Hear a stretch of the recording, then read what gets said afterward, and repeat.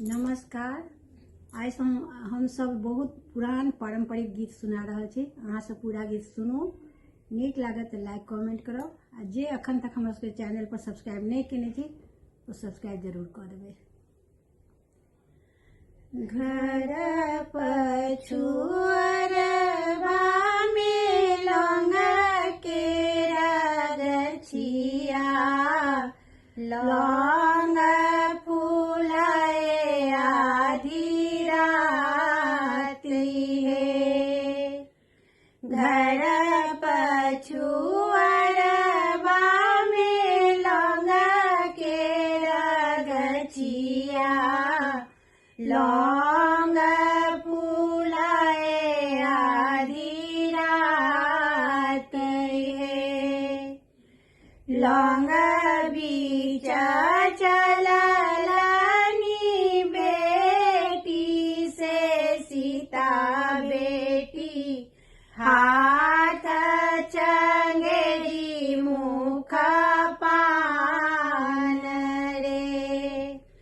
लौंग बीच चललनी बेटी से सीता बेटी, हाथ चंगेरी मुख पान रे। घोड़वा चढ़ल रामचंद्र दुल्हा, धैले लाजरा के कूट है।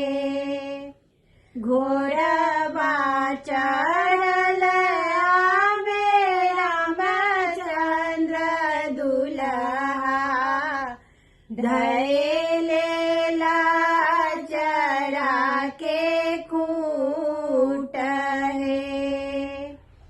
छोरू छोरू आए प्रभु हमारो आचरवा, बाबा घर गेला हम कुमारी है। छोरू छोरू आए प्रभु हमारो आचरवा, बाबा घर गेला हम कुमारी है।